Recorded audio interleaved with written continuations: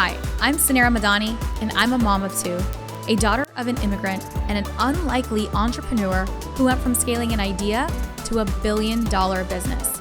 Yes, $1 billion business. Along the way, I learned that less than 2% of female founders ever hit 1 million in revenue, and I became obsessed on a mission to change that. I believe that there is so much gatekeeping in business knowledge, and that we as female entrepreneurs should be learning from other female founders and leaders who have broken the statistics. Since I never went to CEO school, I've had to learn it all the hard way, but you shouldn't have to, because we believe that you deserve to have it all. And honestly, nothing bad happens when women make more money. Grab a seat because class is officially in session. Welcome to CEO School. Hey everyone, welcome to CEO School. I'm your host, Suneera, and today I'm going to be sharing some behind the scenes of a couple of just fantastic experiences that have taken place of Sal and I being invited to the White House, and then last week getting to go to Vice President Kamala's home as well. And so these experiences have happened just recently, and I shared about them on social media, and I have actually not let all of our podcast listeners in on what took place, how it took place, why it took place, and what's to come from it. And so I thought I would take an opportunity to share it with you. And I had so many women just share with me on how they want to be invited to the table, and I was can't wait to bring all of you with me to these experiences, and I get to do that here on social and on the podcast. But I did want to share the how and the why. And so first, I just wanted to start by just sharing what an unbelievable honor it was. I will literally say that I dropped my I fell over from a chair when I first received the email for the original White House invite, and it was for Eid. It was for a celebration at the White House for the end of Ramadan.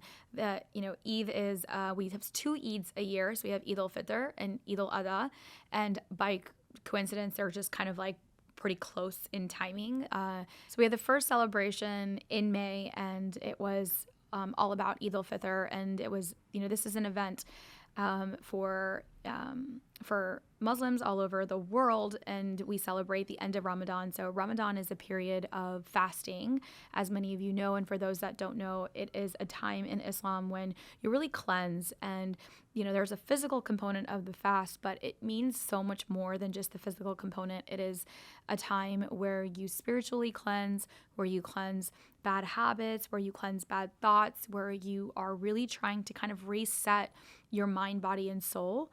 And you go through this cleansing process, and you go through this 30 days of fasting, and you fast physically from sunrise to sunset. So you don't eat or drink during those hours. So there's a physical fast, but also it's that mental fast. It's you being hyper aware and trying to get closer, in your spirituality. You do, extra work for charity, and you're setting your intentions for this year ahead. And so it's just this beautiful time of reflection and a time of giving back. And that is what Ramadan and the season of Ramadan is all about. And the White House has hosted an Eid dinner, an Eid reception, an Eid gala for several years now, from many presidents that have celebrated this holiday. It is a major holiday for Muslims around the world and for Muslim Americans. And it is, it's important. It's so amazing that the White House does celebrate this, and there is a beautiful reception that takes place. The only time that the reception did not take place for Eid is when Trump was in office. So it's a fun fact that I learned. Obviously not a fun fact, but that was the only time that it has not been celebrated at the White House. And so being invited to the White House, when we got the invite, it was first via email. We did get a formal, beautiful, beautiful invitation, but it was first via email, and it was super official. And it was we would love the request of your presence for the Eid reception, and you had to it was literally unbelievable. You had to click this link, and it was super secure, and it took you to a different portal, and you had to type in all of your background stuff from your social and all of these things to accept the invite. And so, but it was definitely a surreal moment and something that I had not even thought of. So this is not like, I mean, I'm usually one, you hear me, every week, and I share so much about, dreaming big and, all of these things, but truly, like, you can't be what you can't see. And so I did not know that there is this, like, I don't follow this. I didn't know that the White House does this. I didn't even think to put myself on this list of people that would ever be invited, to something like this. I don't consider myself somebody who is very political.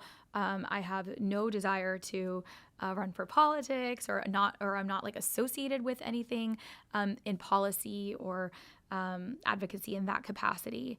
However, I learned so much of just going through this process, like these last several months, of how important it is to be involved in government and, be advocates for things that you really care about. And I think that is who I am, but I just never really pictured myself from a government perspective, a White House perspective, and Suneera Madani as a human perspective as well. And so when we received the invite, it was definitely such an honor. And I was like in tears, and I called my mom, and then I called Sal, and Sal was like, I have the invite too. And it was such a special moment as a family. And no, we did not get any plus ones. And so I was not able to take anyone, was not able to take my husband. And that was definitely something that I wish one day I'm going to get to experience with him as well. But I was super, super grateful that I got to do it with Sal. And so preparing for the White House, it was a beautiful reception, but I had no idea what to expect. And we had an opportunity to, one, it said to wear traditional attire or formal attire. So we did know that I was formal. It wasn't like black tie, but it was definitely formal. And so I, was looking at, like, I was like, I want to represent some amazing designers, or like I was trying to make sure that my culture was represented, but I also wanted to represent a woman in business that just, also needs to go with me. And so I met this beautiful woman online digitally through a friend, and she has a brand called Aura by Sana, and Sana is a Pakistani Muslim who lives in New York, and she literally has the most beautiful, Western Pakistani gowns and clothes and things that I could wear to, like, any other black tie event, but it does represent my culture, and it represents the two sides, and her story is so incredible. I cannot wait. She's going to come on the show this season as well. And so she dressed me for the event, and it was so awesome to be able to represent a strong American Pakistani Muslim woman as well. And so Sal and I got to go to the White House. We had to go through our background checks and all of those things. And then when we got there, we definitely had no idea what to expect either, right? And so I didn't know anybody that had gone there. And people are like, how did you get the invite? How did you get the invite? I will say that there are people that pay attention, that are, that are working in the offices and that are paying attention. And I will say that there are some South Asian women that are paying attention. And I do have to get a shout out to Opal Vadan, who is the chief of staff of Kamala Harris. I don't know if anybody who's in particular had like the exact hand in getting me there, but I will say that it's probably no coincidence that there are some amazingly powerful South Asian women in media, in politics, that are trailblazers. So Opal is one of them, and Anita Chatterjee, who's also in New York, and she is my publicist, and she just does so much with women, South Asian women as well. And so I do believe that through a couple of these, like, I'm sure, I don't know what the process is like to go through and to get invited, but I am also not oblivious to the fact that there are people who speak about you in rooms when you are not there. And I think that is super, super important. And that's why it's so important to have a tribe. And it's so important for you to meet and make connections and build actual meaningful relationships. Like, it's not just going to happen. There is no coincidence in life. Like, there aren't coincidences. I'm going to say that again because I think this can be powerful. there are no coincidences in life. I really don't believe in coincidences. I think that things are perfectly designed by the universe in that way for it to magically, it happens for a reason. And I do believe that that all of those things pay off in cultivating these relationships. You guys hear me talk so much about why relationships are important. And one of the things that I'm so fearful of in today's business world and in today's world with how individualistic it is and how transactional it is, we don't value those relationships, and relationships and people are what make the world move, right? It's not technology, and it's not it's not the screens, and it's not hiding behind the web and on social media. It's people make the world go around, and it's those relationships, and it's the connectivity. And I do believe that there is just not a coincidence. I didn't apply for anything. I didn't go meet someone and say the next day that this happened or took place. I do believe it's a culmination of all the little efforts that you do, and you do good, and you stand up for things, and you advocate, and you really become passionate about the thing that you're building and you love. And when you are out there sharing that message, spreading that message, and you really do care, and your why can speak beyond you, right? Like, you don't have to share that. Like, people know your why, and people connect when they hear something about women in business, and they think of me. And it's not, I didn't tell them to think of me, but it didn't just happen overnight, right? And so it wasn't a coincidence, and I fully believe that it is fate. It's fate, but it's also all the culmination of all the hard work and all the relationships, and that's how these opportunities do happen. And so when we got the invite, it was just such an honor. And when we actually went to the White House, I would say first, like, Sal and I were super, super intimidated, nervous. All of the imposter syndrome that you could ever imagine takes place, of like, I can't believe we're here. Why are we here? What did we say? What did we talk about? And so I definitely did all my research as much as I could on the administration, and whatever I could find on just like little facts about the White House and about the people that work at the White House, and just what's happening in policy and foreign policy. And I'm not one that loves to read, and to read policy and to read like government, foreign affairs and things that are taking place in politics. But it was important for me to be educated. I wanted to make sure, and I think that's something for me when I feel that imposter syndrome, or where I feel not confident. The way I gain my confidence is by putting in the work, right? And so I did. I called my friend Kelly Cohen, who is, a unbelievable, incredible strategist and lobbyist. And I called her, and I was like, okay, we gotta go to dinner. You gotta fill me in on all the things that are taking place. What are the things that are taking place for even Muslim Americans, and how can I go in educated? And one, I would say I hated that it took me an event like this for me to educate myself. And sometimes I think with the news and with policy and with politics, I turn it off, because when I open my phone or when I open the news, it just feels so divisive. And I'm one that unites. Like, I'm definitely a peace builder. I like everyone's perspective, and I do feel I advocate for things that I care about, but I also just feel like, obviously, like, the media is so biased in different ways, and it's so hard.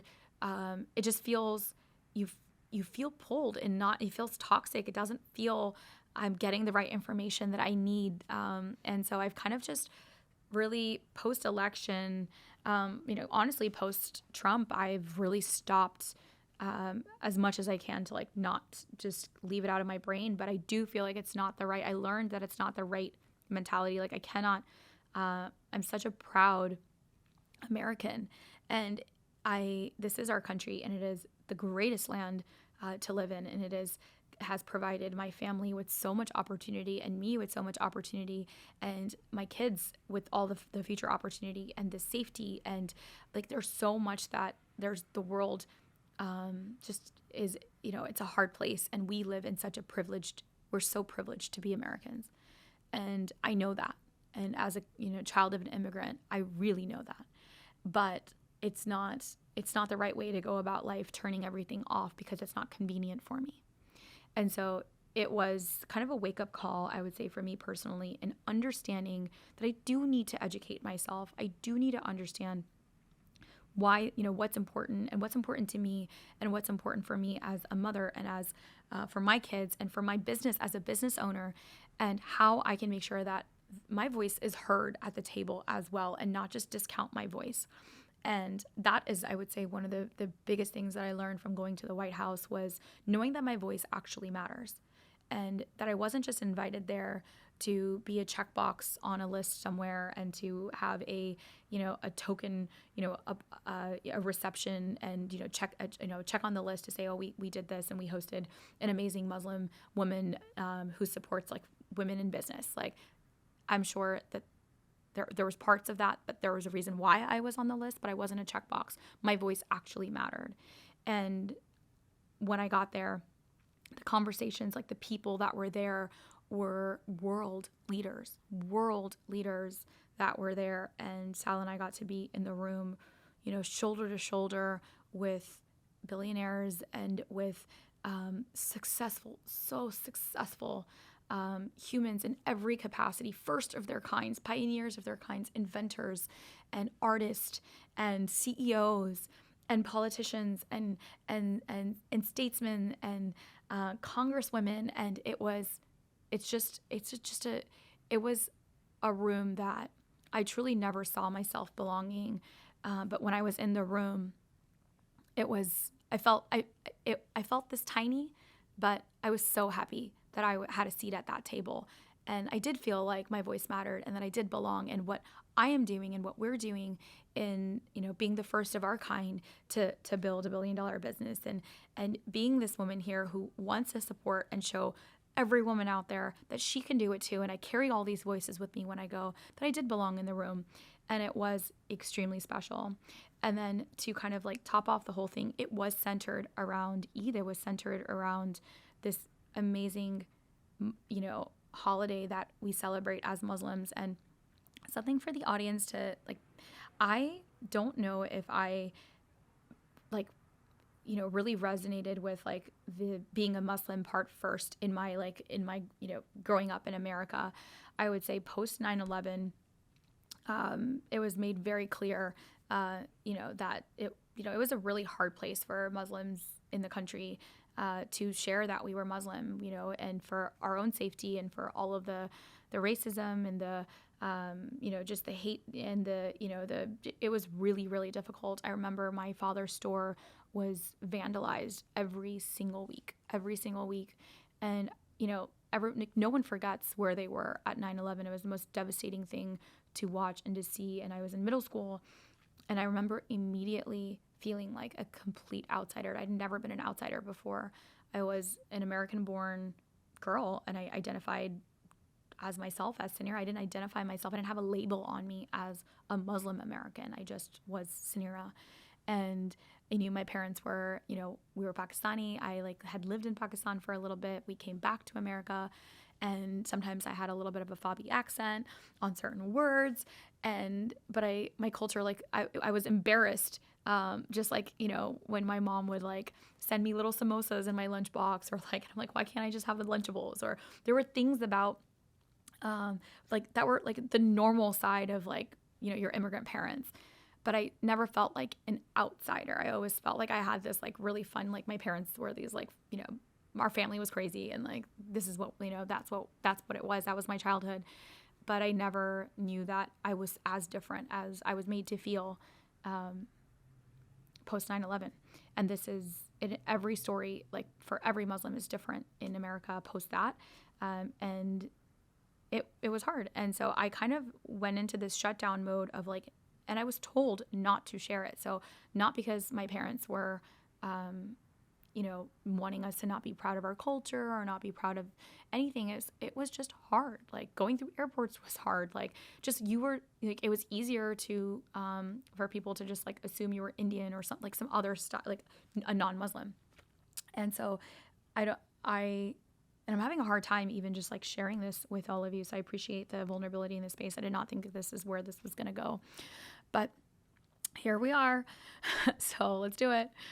And I remember just not just only like I get why my parents were like, just you don't have to talk about it. And we grew up as liberal Muslims. We grew up as Shia Muslims, and I'm a Smiley Muslim, which is one of the most amazing communities, which is focused around so much impact and giving and volunteerism and just all around the globe. Like, we have just the most amazing community, such a successful and educated community.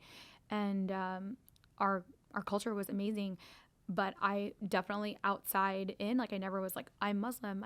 And even when and my friend Kelly, actually the one who I sat with, when in Orlando, when I was starting the business, and she was like, why, she's like, you are such an amazing, like, why don't you, I don't never hear you, go to the Muslim functions. I don't see you talk about Islam. Like, you're such a prominent voice in business. Like, you should be utilizing that and, supporting your community. And I was just like, Kelly, like, I want to grow my business. And I don't want people to put a label. And I was so afraid of the label. And maybe it's because, like, post when I was 12, I felt so labeled that I almost completely disassociated with my culture in that way and my religion. And what we aren't one to, like, I wasn't religious in a sense of, like, the like religious in a capacity of, like, fasting and going to praying at certain times, or like the tangible side of religion. It was more the spiritual side of religion. And so I was like, no, that's just not, I never want to talk about that. And I would say that narrative shift for me is when I had children. And I would say, like, when I really think back at the reasons why I am so successful, or the reasons why our family, like even in Sal's episode, I'm sure we talked so much about our upbringing, and there are values that religion does teach you. It's not about the physical or like those aspects of it, but it's really about the value system and, like, being good humans and doing the right things, and knowing that that there's, like, your good deeds matter. And so those things are important. And I think after I became a mother is when I've been more in tune to my spirituality. Is like, what, I do believe that there is a higher power in the universe, and and it is the universe, and whatever form we call this being, whether it's the universe or whether it's God or whether it's any, whatever it is, there is magic, there is this energy, and there is an energy force that drives, like, all of this good in, to me. And so I do want that for my children. And I feel like that is kind of when I have been more vocal about, standing up for, like, I'm going to scratch that. And that is when I have, like, more connected with my spirituality. And then when it comes down to using my voice, I didn't really start using my voice within the platform until I had so many South Asian women connect and follow me. I actually did not know. I was, like, just talking to women in business. But again, you can't be what you can't see. And I would get messages, like, every single day. And I would screenshot some of them to save, to, like, remind me of, like, it is important for me to share. And I would have every style of woman, send me messages. But the ones that were Muslim women and South Asian women, really just, it was important for them to see another brown woman building this business and doing what I was doing and sharing what I was sharing, so that she felt like she can do it too. And that is when I would say I really was like, wow, Suneera, this is really important, and that you do have this platform and you do have this voice, and people are paying attention and people are listening, and you're being selfish. Like, you're just growing your business, right? And this is so much greater than you. And when that shift really took place is what I would say I started to become a bit more comfortable. I wouldn't say that it was fully comfortable. And that's been this, like, evolution over the last several years. But I would say, like, coming to the White House and kind of going back to it was this, like, full circle moment that, like, everything came together, that I was there for a reason to represent, like, all of those little girls, right? All those girls like me, all those little girls like my daughters, who, like, I was there to represent that. All right. And that was so powerful and so important. And I carried that with me. And it was just this unbelievable, so going to the White House was unbelievable. Being around these conversations were amazing. But then also carrying that with me, I did feel like I carried that energy and those women that have come before and the women that are going to come in the future. I carried that in my heart very deeply when I went. And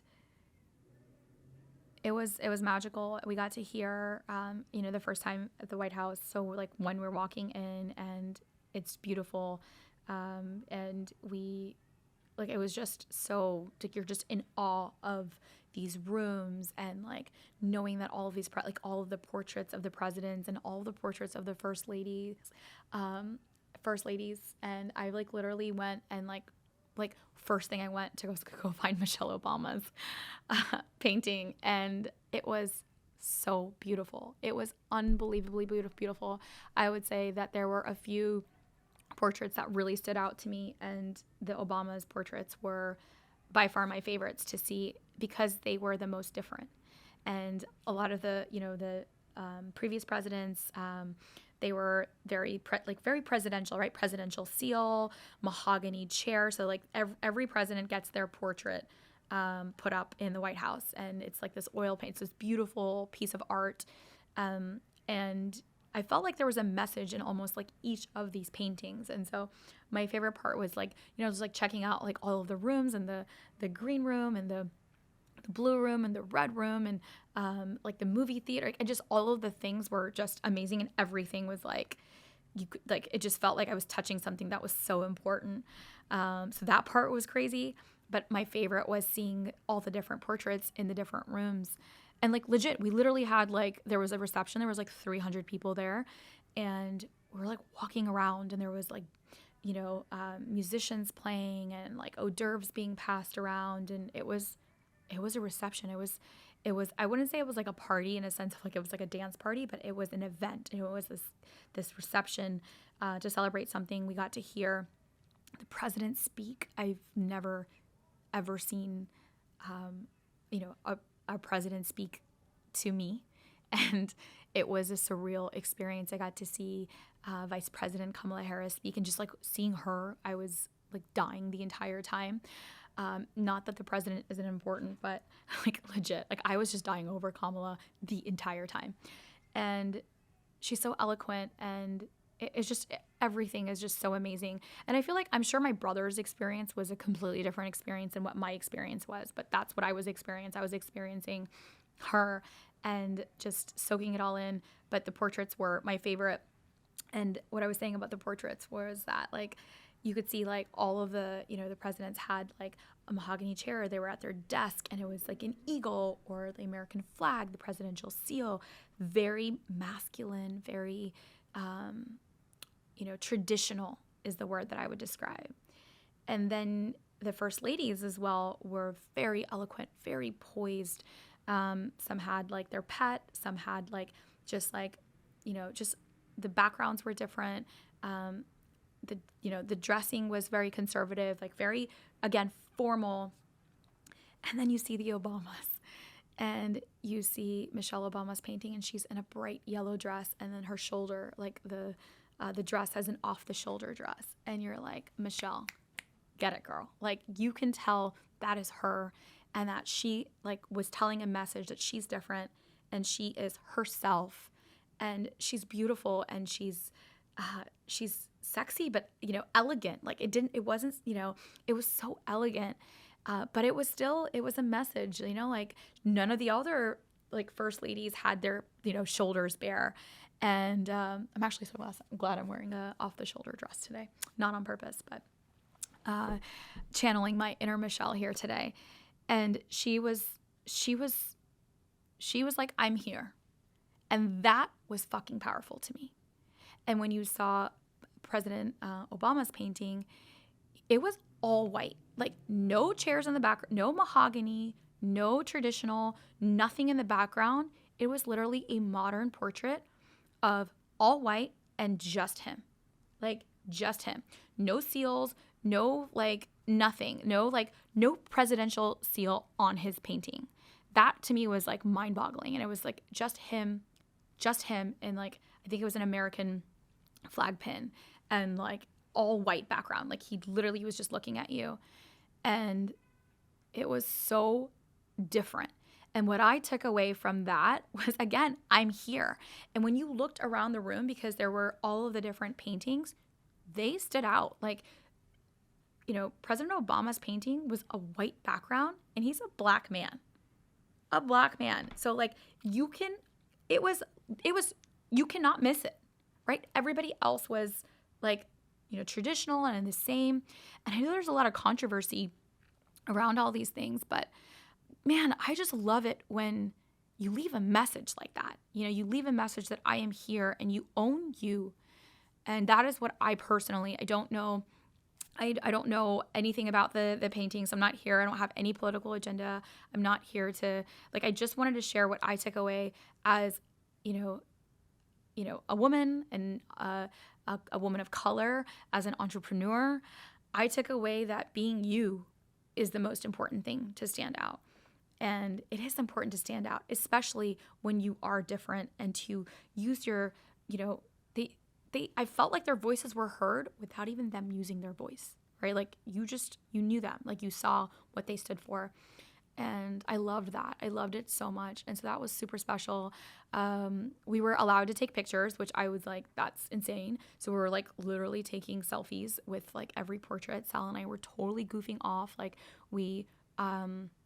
I took napkins. So like every time somebody would pass me, like in hors d'oeuvre, I'd like kind of like take it and like stuff the napkin in my purse because I wanted to bring something back for my girls. And so I like took some presidential napkins, the paper kind, but everything was just like super presidential. And there was a lot of security. So like, but they were all in their like beautiful formal military or Navy uniforms with all their badges. But you could tell that like you look a certain way and like I'm going to get swat down in a second if I make one wrong move. And so it was just unbelievable to be there. And then they had a beautiful feast, like just this amazing, beautiful feast that was very global. Another thing that I really took away from it was how much thought goes into an event at the White House, right? Everything sends a message. Everything is going to be covered on media. Everything's, you know, so you have to be so careful about everything.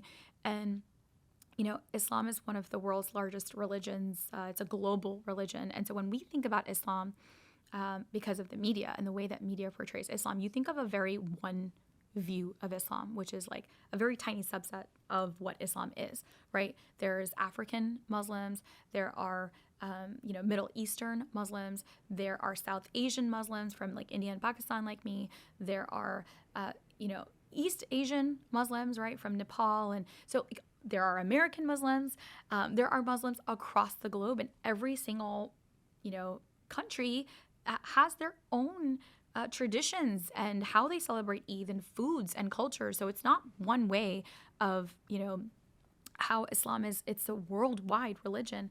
And so that was something that I really appreciated was like, the global way that they celebrated Eid and not just, a singular here's like some, Middle Eastern food. Like that's not what Eid is also, right? Like we are celebrating across the globe. And so there were beautiful women from Africa and like everybody had their own like beautiful traditional dresses on. So I was wearing a Pakistani outfit, right? I was wearing a Pakistani sharara is what it's called. So it's like a lenga, like it's like a skirt, but it has pants and it's like very traditional Pakistani and like super pretty with sequins. And I had a dupatta, so I had a scarf, like a long, beautiful scarf. And, on my shoulder is how I draped the scarf. And there were women in beautiful, like full dresses, like, Arab Muslims. And then there were Muslims from Africa and there were, East Asian Muslims and just all different kinds of beautiful, it like literally felt like I was in a movie, in one of the movies, like of like this cultural celebration. It was unbelievable. And, one of the moments that I had with Sal outside of the White House when we were being escorted and like walked in, it was like, we looked at each other and we're like, I can't believe we're here. Like, we are here. And we're like, we can come back and I can share the story. And I came back, and of course I told like every detail I could to like my husband and my mom and like my friends. And now I'm sharing it with all of you. But there's nobody in the world, like, I get to share this with my brother like every time I get to do something. And entrepreneurship is pretty lonely. It's very, very lonely. And I feel so grateful that I always have like a partner. Like, I have somebody that like I get to experience it with. And like, we had this moment where we're just like, shit, like we're here, and like no one's ever gonna understand like what it felt like to go like take that selfie with President Obama's painting, or like, laugh at like, like come back from the bathroom and be like, what was in your bathroom? What was in your bathroom? Like, I get to do that with my sibling and like share that experience. And like, that was a moment for me that I'm so, so, so grateful for, that I get somebody to do it with, and somebody to like, there's nobody else that's ever going to understand it, even no matter how much I describe it. And so that's something that I feel very, very lucky about, very grateful for. And we like had that moment. And I think we both realized it for the first time of like, although we're like really nice to each other in public and, all of that, we're still siblings. I mean, we fight like cats and dogs, and we're not the nicest to each other. We're the hardest on each other. And so I think it was like one of those moments, I think Sal would agree, that we're just like, oh man, like this is really special. And like, we really do have something that's really awesome. And so that was super like important, like of a moment in my life to realize, I'm like, man, this is awesome that I get to do this with, with people that we love, and share that moment, share those experiences. And so I came back, and like, yeah, we were totally taking like selfies, and there was like, we literally, one of my favorite moments was like seeing Abraham Lincoln's portrait. His portrait is also super, super stunning. It's above the fireplace, and just taking it all in and appreciating this country, like truly appreciating what people go through to give us the freedoms that we have. And that is what I felt really like it should not have taken for me to go there, to feel that level of, I've always respected this. I've always appreciated my freedom as a child of an immigrant. Like, that has always been ingrained in me. I will remember the day that my dad got his blue passport, the day that my mom got her blue passport, the day that my grandmother became a U.S. citizen. Like, these things, like, we did not take that for granted. However, I did feel like we can all do our parts to make our country the greatest place to be for our kids. And in the world, and the way that the world is shaping out to be, it is a very challenging time. And now is the time that it's even more important to unite and to not be divisive, and to, solve problems, and to solve problems for the world. We're leaders in the world, and to solve problems for our country. And it takes people who give up their dreams and their careers, and they it's not easy to sacrifice to go become a congressman or a judge or a senator, and like devote their life to policy, and devote their life to advocacy, and devote their life for the greater good of like what they believe in. And that was one of the takeaways that I had, is that I should be doing more. And I don't know what that looks like yet, but I felt very inspired. And that our voice does matter, and it's important to use our voice for the right reasons. And I think for all of you that have an influence, that have a platform, that have whatever stage it is, and you think no one's listening, like, it's important. The words you put out are important. The messages that you put out are important. And use your platform and use your voice to unite and to solve problems for the world, and to make the world a better place. And if we all did a little bit of that every day, I do think that it makes an impact. And it shouldn't just be this like subset of people that's their job to do. It should be all of our jobs to do, and then we all have that responsibility. And so those were some of like the big takeaways from the White House. And then a couple months later, like 2 months later, it was Eid al-Adha, and Vice President Kamala Harris decided that she wants to throw an Eid reception. And it was the first time that she has thrown an Eid reception at her home. Okay, so then I received this invite. So we're like, okay, White House was amazing. I don't know how that's ever gonna happen again, but it was like something we took away, and like, it's super special. And then we get the invite, but this time it's literally from Madam Vice President, and I died. Like, it was to her home, to her residence, and it was an invite for us to come celebrate with her. And it was so, so intimate.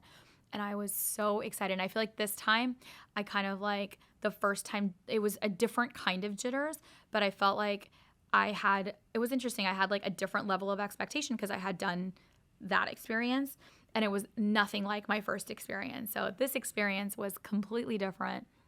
In another beautiful way, it was at the vice president's home. And this time I actually, we made some amazing, like we met amazing people. We've made amazing, like just like relationships through some of the connections that like we were building. And I got to see some of the same people. And so it was like this awesome moment to see some friends that I am cultivating relationships with, that I really do care about, that are like doing amazing things, that are representing, Muslims across all different kinds of industries.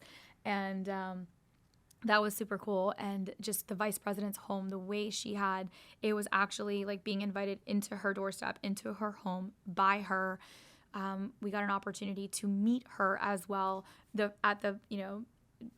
No complaints. No, I didn't get a chance to like physically meet the president, and I completely understand that. So I was so excited to like actually meet her, and I didn't know what I was going to say. I was so nervous. So walking into her home, I was like a little bit more at ease because I saw familiar faces, and just right off the bat, like community is so important. It does not matter where. Like when you see a familiar face, like you feel more comfortable. And so like so grateful for, just these friends and these relationships. And so we're all waiting. We go inside and we're literally at her house, and it's beautiful. She lives at the naval residence, our naval observatory. So I did not know this, but the president lives in the White House. And then of course the vice president lives separate, so that there's security, and there, God forbid one thing happens, there's always like the second in command. And then the vice president gets to choose her residence. And so she chose the Naval Observatory, and it's just gorgeous. And it felt like Kamala. It felt like I could see her living here, and there was gardens, and the most beautiful gardens, and her home was like very luscious and just inviting and homey. It was like you could see her personality through her home. We're like literally walking in, and she had decorations everywhere. Like it was literally like beautiful moon and star lanterns. Like it felt like an Eid celebration. There were beautiful vendors. Like there was a tabla player, which is like these little drums, and it just like, it was so pretty. And it felt like if my mom wanted to host an Eid dinner at her house, like she would host an Eid dinner like that. Like it was so beautiful. We had like it was like little stations. It felt less formal than the White House, but it felt more like I was going into truly like my auntie's home. Like no pun intended for Kamala auntie. Like it felt like she was inviting, like auntie invited us to her house and to her home to celebrate Eid with her friends and family. And she had different cuisine, like different stations. So there was like so much food, and like little skewer stations and like kebab stations, and samosas were being passed around, and there was a chai vendor. Like there was like all of these beautiful little things. It was like such a great party. And there was like maybe 100 people there. Like it was so small. And so we got a chance to meet with her, take a photo with her, and like, spend a little bit of time with her. And the words that I was like, okay, oh my God, what am I going to say to her? And first, like when I met her, like everything that was in my head like went out like through my, like it was gone. And I meet her and I say to her, Madam Vice President, like, thank you so much for inviting me to your home, and Eid Mubarak, and thank you for doing this. This is so important and it means so much. And I just want to let you know that how much of an impact that you've had on me, especially as, I think I said something about like my girls, like as a mother of two. And the moment when that like really, like, I would say that I knew, like when she was running for office, and I think she was in a debate with Vice President Pence, and he was interrupting her like constantly. And then she goes, I am speaking. And she kept telling him to like calm down. She is speaking, and to let her finish. And that moment And I know that moment like went viral after and all of that, but that like I was watching that debate, and in that moment it was just like, thank God, like somebody finally freaking tell a man to shut up, right? Like let me speak. And that moment for me, I did not tell her all of this. This is like what's going on. And like like that moment was such a pivotal moment. And what did I say to her? I was like, that moment when you said I'm speaking was so powerful, and that you knew that your voice was important and that your voice needed to be heard, and that you were finishing your thought, and that was important. And it was so powerful for you to put, someone, not in their place, but to stand up for you, right? It wasn't about putting somebody else out, it was for standing up for you. And that was an important moment for me as a woman, as a mother, as a business owner. So I think that is like along those lines of some words that I like I said to her. I can't even, like, it's like literally like I was like in a dream. And she said thank you, and she was like, it is important. And she like validated. She's like, it is important. And she said to me, she immediately was like, how old are your girls? And I was like, oh, Mila just turned 7. I was like 7 and 4. And she goes, what are their names? And I said, Mila and Anna. And she knew that I was a woman in business. She knew I was a business. Like she knew all of this stuff, which I'm sure people brief her on it, but it was just so special. And then she goes to me, she goes, tell Mila and Anna that Kamala auntie says hello. And I died. I was like, I will definitely let them know. And she gave me a hug, and we got to take a picture, and then we went on to the rest of the party. And then we were just like literally perusing around her house. Like I was like in her library. Sal and I always like to like goof off and like go check out things. So we like definitely left all our fingerprints like everywhere. Like the next morning we were like, man, if there's like something, like our fingerprints are everywhere in Vice President's home. But I was like picking up her phone, and like I took a picture with like, I'm like, hi, Kamala here. We're like in her library, and she had like her backyard was so stunning. Like her pool was amazing. Like we're like literally just like walking around like her home. And then there was this like on her staircase there was like a presidential seal, and I was taking a video of the presidential seal, and I was like, oh, there's just like this like beautiful seal. And she actually came out to address us and gave a beautifully inspiring speech of what is like, it's so important that why she's hosting this. And her message was all around like unity, and that faith is a verb, and that like we have to take action, and we are a country of like diversity, and we are a country of inclusivity, and like what's taking place of all of this divisiveness, and that people can't be who they are is like, and it wasn't just about Islam. And she talked about anti-Semitism, and like a lot of the racism, and like the homophobia, and like all of the different elements of like how as like we just need to unite as people. And it was so inspiring. And again, like another, like that moment, I'm just like, why? Like I literally had 2 months of where I went back to like business and like all of that. Like, what have I done? Like, what am I doing? And it is important. And I'm doing this, right? This is what I'm doing. I get to do it with all of you, and I'm using my platform the best that I possibly can.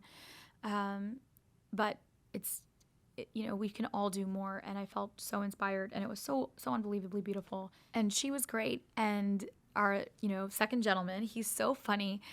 He gets on, he like welcomes all of us to his home, and he's like, as the first second gentleman, and I'm like dying laughing. And Mr. Emhoff, and our second gentleman, he was so wonderful as well. And I think it was so important to see a man be so strong next to his woman and feel, just how he represented. I loved how it didn't feel like he was in her shadows, but he wasn't taking away from her light as well. Like he let her shine, and to see a strong man, there right next to her also was really inspiring as a wife. And that is how all men should be around women, and not intimidated by women.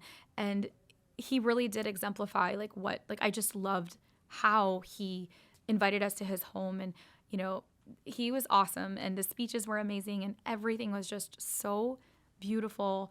And it was actually like a party. Like it was truly like a reception there. Like it was like the White House was more of like a gala or reception, and this was more like an invitation into her home. And we had she sent us back with like little boxes of chai, and like it was so fun. And we actually had a really, really great time. Like we had so much fun. And it was just two different styles of, like, the White House was more like, surreal and taking all of it in and formal. And then Vice President's home felt like her home. And it was so intimate. And the people there, again, the caliber of people and the conversations. And I feel so grateful that in a room full of 100 people that could have been like picked to go, that we were on the list. And I'm not going to take that lightly, and I'm not going to take that for granted. And I've come back really, really inspired to do good and to make sure that, we do stand up for all the right things, and we support, the unity of this country and protect our freedoms and protect us being us. And I just feel super inspired. And so thank you for all of the love on social media and on everything. I know I sometimes try to share everything as best I can, but this is how you've been asking, and I'm like, tell us about the experience. And so I am so glad I got an opportunity to give you in depth the experience of experiencing the White House as well as the Vice President's home. And I just feel so honored. And I really did take each and every single one of you with me. And wherever I go, I am taking you with me. And your voice is important, and your voice is heard, and your voice matters. And I am here, and we are here. And so, send me a message. I am on, my DMs. Go down below and like leave a review. I read everything.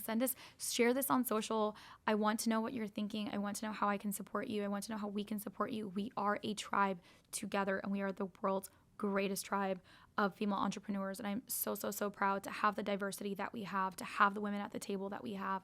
And our voice does matter, and your voice matters. And I hope you enjoyed today's detailed episode about our visit to the White House and to Washington, D.C.